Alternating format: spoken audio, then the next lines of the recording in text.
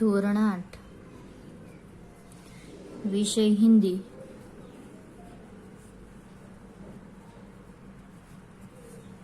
પાઠ 5 વિષયાગ पाठ 5 सवाल बालमन के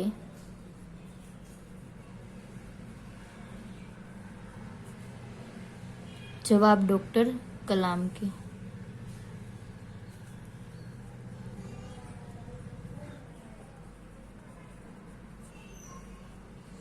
હવે ભાગ પહેલાની અંદર આપણે જોયું કે બાળક છે એ ડॉक्टर कलाम ने प्रश्न पूछता कहे छे कि क्या आप हमें बचपन की कोई यादगार घटना हमें सुना सकते हैं। આપણે આગળના જે પ્રશ્નની અંદર વિભાગ 1 ની અંદર જોયું કે क्या आप हमें बचपन की कोई यादगार घटना सुना सकते हैं, ત્યારે ડોક્ટર કલામે એને જવાબ આપતા કહે છે કે 5મા ધોરણની અંદર ભણતા હતા તો એમના જે શિક્ષક છે શિવ સુબ્રમણ્ય અય્યર જ્યારે તેમને વર્ગખંડની અંદર કોઈ પક્ષી કઈ રીતે ઉડી શકે છે એ વિશે વર્ણન કરતા અને લાઈવ ઉદાહરણ બતાવે છે। બીજા ભાગની અંદર એટલે કે એના એ જ ભાગની અંદર બીજો પ્રશ્ન છે કે બચપન में हमें किस भाषा को प्रमुखता देनी चाहिए। બાળપણમાં હમે કઈ ભાષાને પ્રમુખતા આપવી જોઈએ, મહત્વ આપવું જોઈએ। ત્યારે ડોક્ટર કલામ એને જવાબ આપતા કહે છે કે મેં સ્વયં માધ્યમિક તક કી શિક્ષા માતૃભાષામાં અને માધ્યમિક સુધીનું ભણતર માતૃભાષા એટલે કઈ ભાષા થશે, ગુજરાતી, રાષ્ટ્રભાષા એટલે હિન્દી અને વૈશ્વિક સ્તર માટે જે સંપર્ક ભાષા હોય છે જેને અંગ્રેજી ભાષા કહેવાય છે।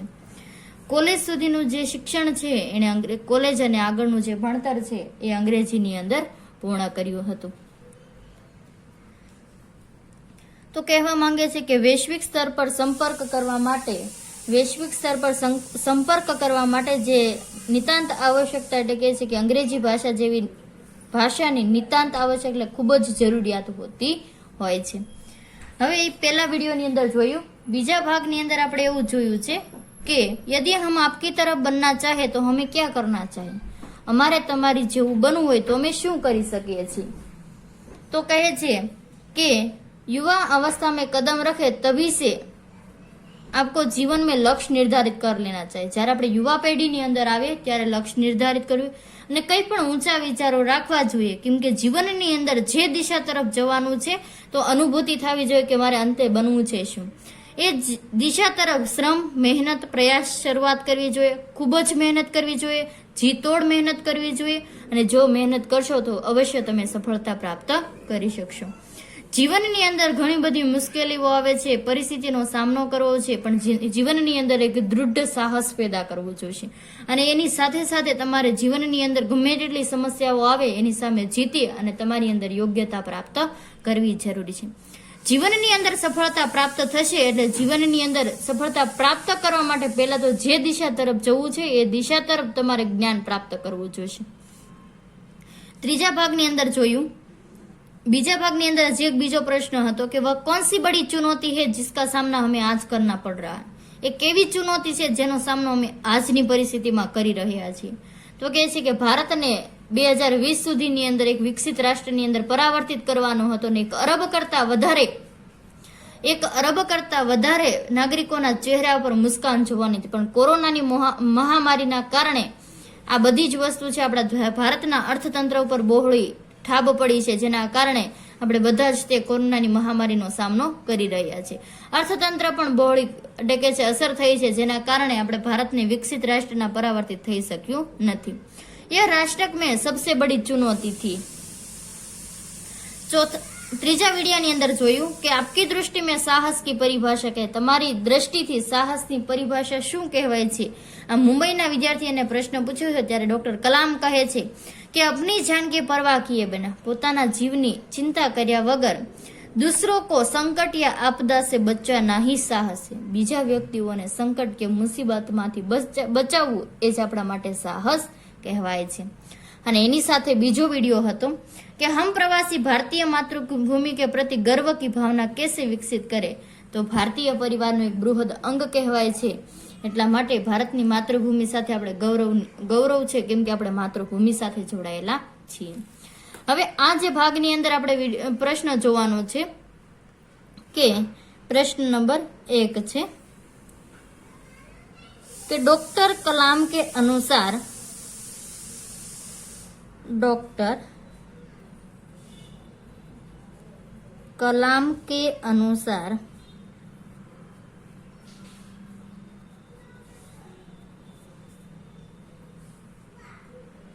किसान मजदूर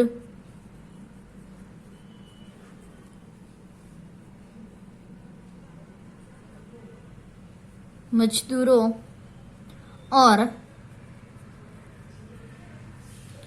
कलाकारों का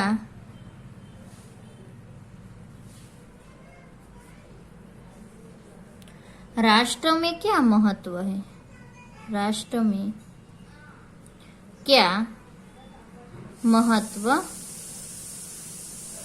है।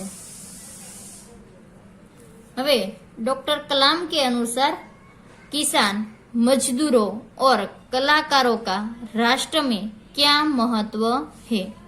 आ प्रश्न छे तो एनो जवाब आवशे विद्यार्थी मित्रों कि डॉक्टर कलाम के अनुसार, डॉक्टर कलाम के अनुसार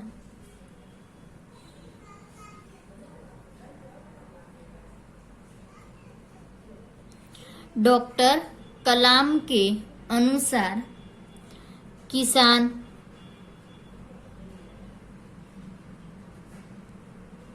मजदूर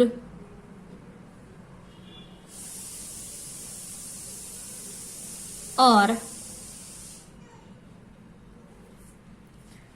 कलाकार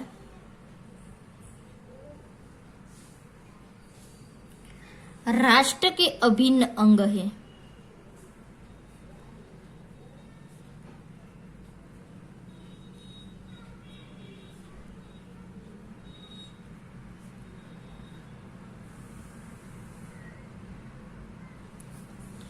राष्ट्र के निर्माण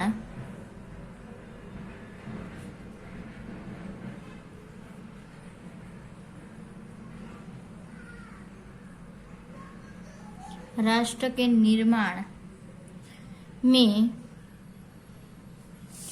इन सबकी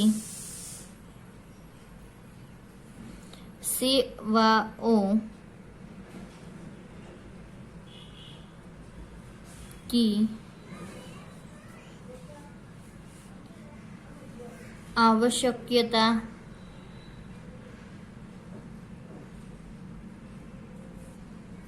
है और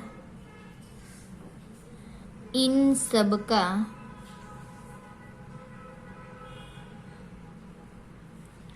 समान, इन सब का समान महत्व है। विद्यार्थी मित्रों प्रश्न नंबर 1 छे कि डॉक्टर कलाम के अनुसार, डॉक्टर कलाम के अनुसार किसान मजदूर और कलाकारों का राष्ट्र में क्या महत्व है। तो डॉक्टर कलाम के अनुसार किसान मजदूर और कलाकार राष्ट्र के अभिन्न अंग है। आज खेडूतो छे, मजूरो छे अने कलाकारो छे ए राष्ट्रनो एक अभिन्न अंग गणाय छे। राष्ट्र निर्माण में इन सब की, राष्ट्रना निर्माणनी अंदर, देशनी रचनानी अंदर इन सब की सेवाओं की आवश्यकता है। हरेक जे सेवाकीय खेडूतो, मजदूरो अने कलाकारो छे एनी खूब ज जरूरियात होय छे। इन सब का समान महत्व है। आ बधाનું સરખું જ મહત્વ છે।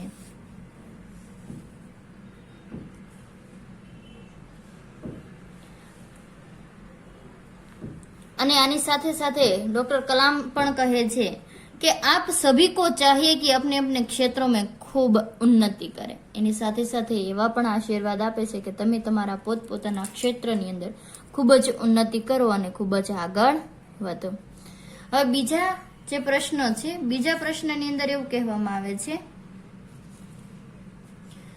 कि आप कहते हैं कि भारत 2020 तक विकसित राष्ट्र बन जाएगा, पर निरंतर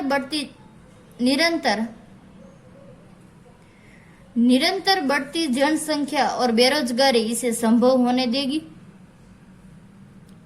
तो कहवा मांगे छे कि डॉक्टर कलाम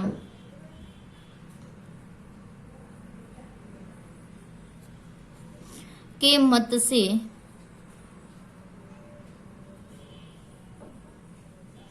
भारत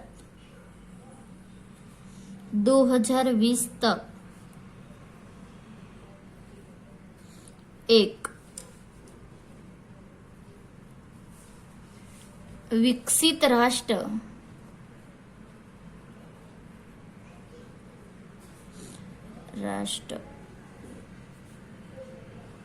के एक विकसित राष्ट्र कैसे बन जाएगा।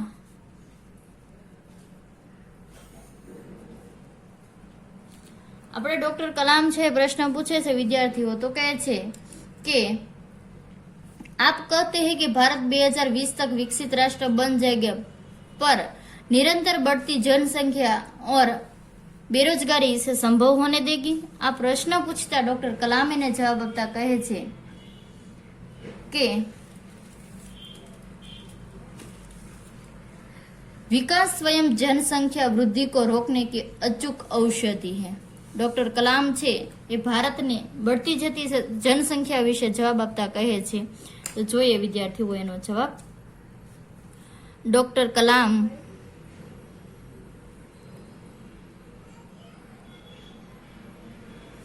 भारत की बढ़ती जती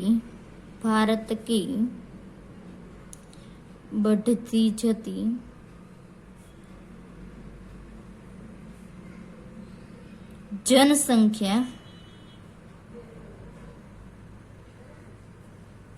बढ़ती जती जनसंख्या से चिंतित नहीं है।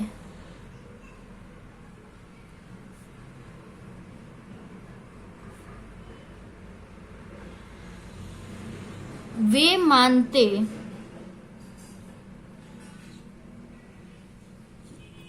मानते हैं कि स्त्रियों के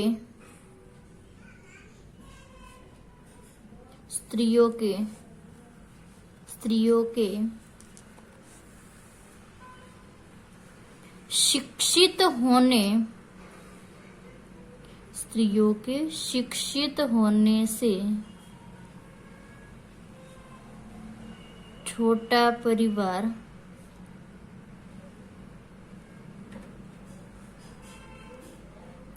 सुखी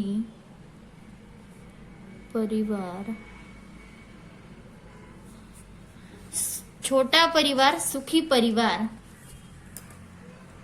के विचार को बल मिलेगा।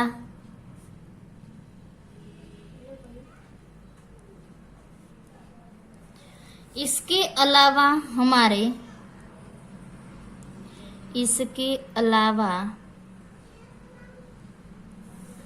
हमारे यहाँ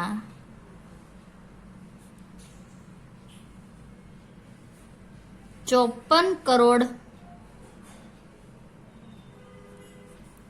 लोग 25 वर्ष से कम आयु के है। ये हमारी राष्ट्रीय शक्ति है।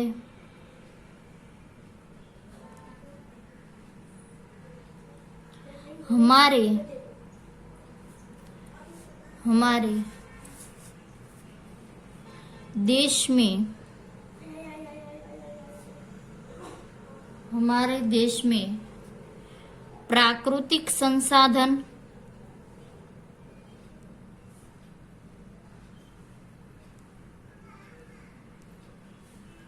भी पर्याप्त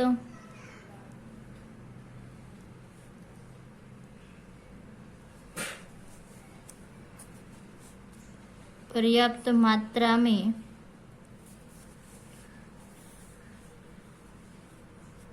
उपलब्ध है।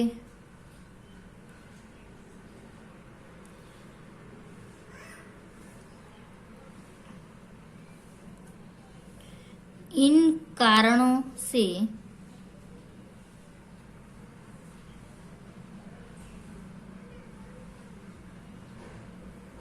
भारत 2020 तक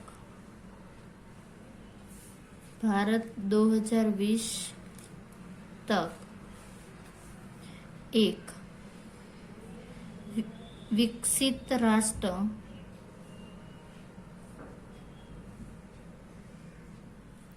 बन जाएगा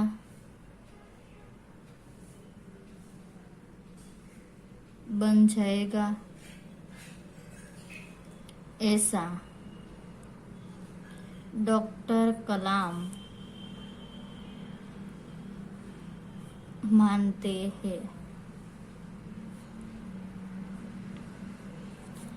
હવે આ પ્રશ્નની અંદર આપણે જોઈએ कि डॉक्टर कलाम के मत से भारत 2020 तक एक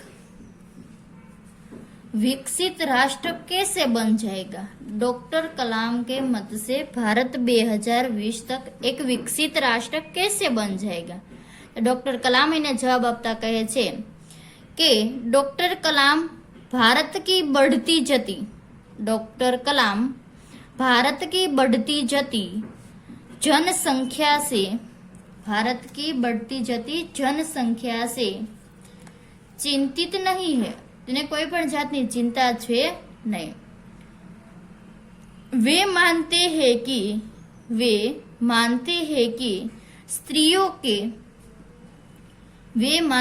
कि स्त्रियों के शिक्षित होने से स्त्रीओं ने जो साक्षर बनावવામાં આવે तो स्त्री आपोआप समझी जशे कि छोटा परिवार सुखी परिवार के विचार को बल मिलेगा। जो स्त्री शिक्षित बनशे साक्षर बनशे तो छोटा परिवार सुखी परिवार नु जे समाजनी अंदर जागृतता मळशे जेना कारणे जनसंख्या पर आपोआप छे अटकाव आवी जशे। इसके अलावा हमारे यहाँ 54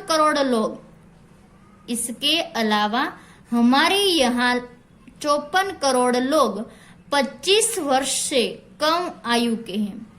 इसके अलावा हमारे यहाँ लोग 25 वर्ष के 54 करोड़ जे युवाओ छे ये 25 वर्ष करता ओછી उम्रना छे।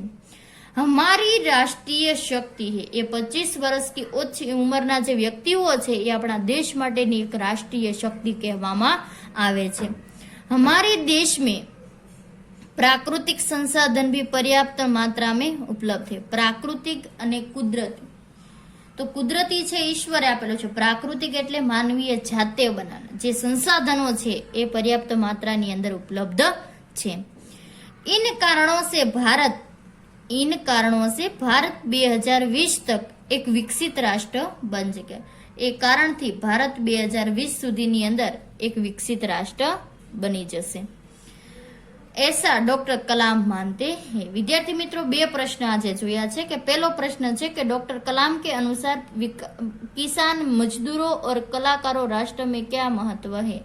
खेडूतों मजूरों और कलाकारों ये राष्ट्र माटे शुं महत्वना छे तो कहे छे कि भारतनु एक अभिन्न अंग गणाय छे। डॉक्टर कलाम के अनुसार किसान मजदूर कलाकार आ राष्ट्रना एक अभिन्न अंगो कहीए छीए। राष्ट्रनी अंदर तेने बधानी आवश्यक सेवाओं माटे सबकी सेवाओं की आवश्यकता होती है અને બધાને સમાન મહત્વ આપવામાં આવે છે। એની સાથે સાથે આપણે પ્રશ્ન નંબર 2 જોઈએ છીએ।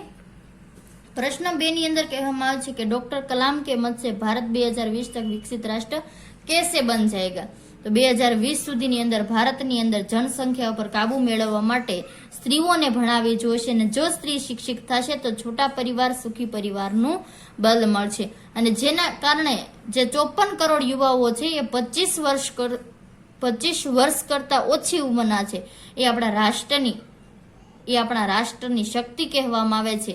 અને આપણા દેશની અંદર પ્રાકૃતિક સંસાધનો પણ પર્યાપ્ત માત્રાની અંદર ઉપલબ્ધ છે, જેના કારણે આપણું ભારત છે એ 2020 સુધીમાં વિકસિત રાષ્ટ્ર બની જશે. પરંતુ કોરોનાની મહામારીના કારણે આપણા ભારતના અર્થતંત્ર ઉપર બહોળી અસર થઈ છે, જેના કારણે આપણો રાષ્ટ્ર છે એ વિકાસશીલ થવાના બદલે અર્થતંત્ર છે એ વધારે નબળું પડતું જાય છે. તો આ વિડીયોની અંદર જે 2 વિદ્યાર્થીઓ મિત્રો જે પ્રશ્ન લખાવ્યા છે, જે સમજાવ્યા છે ટીચરે, એ તમારે પાકી નોટની અંદર એકવાર લખવાના છે અને પાકા કરવાના છે. અને 2 વાર તમારે આ પ્રશ્નને મનથી યાદ કરી અને પ્રશ્ન વારંવાર પરીક્ષાની અંદર પૂછાઈ શકે છે, ફરજિયાત પાકી નોટની અંદર લખવાના રહેશે. ધન્યવાદ.